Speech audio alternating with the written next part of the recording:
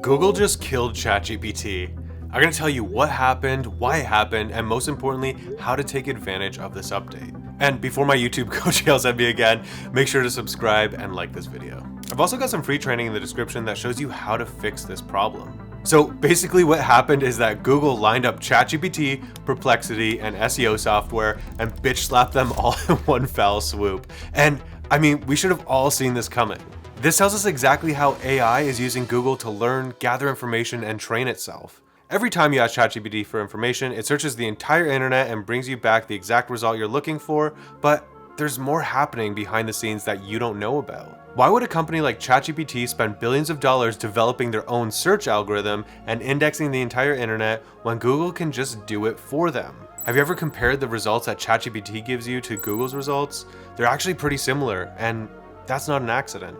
Every time you make a search, what's actually happening is ChatGPT is using search engines like Google and Bing to see what they're showing in their results. Again, why would they spend all this money crawling and indexing the entire internet when search engines already do that for free? It's actually a smart business move and something innovative businesses do to cut costs and learning. They let their competitors do all the research, testing, and finding winners, and then they just copy them. I know this sounds like stealing, but if you're trying to rank on Google, doing email marketing, trying to increase conversions, or trying to figure out what Facebook ad creative gets the best results, you'd be smart to look at the people who are already succeeding in that space. And then maybe do something similar to what they're doing. So the change that Google made is that they're preventing AI from seeing more than the top 10 results when they're doing a search. Prior to this update, ChatGPT and other AI could look at the top 100 results and make their own decision as to what to show in their results.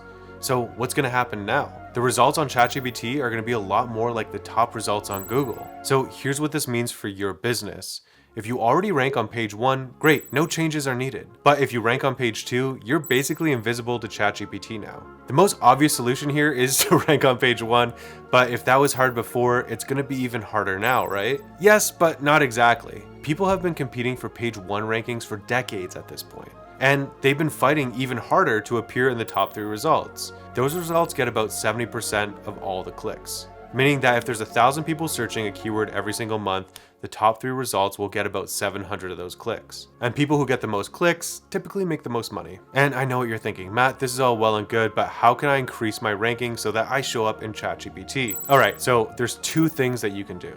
The first one is that you need to find keywords that you can actually rank for. These are easier keywords that won't be as hard to rank for. Every industry and niche has these, and they're how we get massive results for our clients. But if they're that easy to rank for, why isn't everybody else going after them? So the answer to that is greed. People only want to rank for the big keywords, the ones that get thousands or tens of thousands of searches per month. We let them fight over those keywords and we use the back door. The keywords that we go after, hint, the ones that you should also be going after, are getting between 20 to 100 searches per month. I have training that shows you how to find these keywords and the links in the description.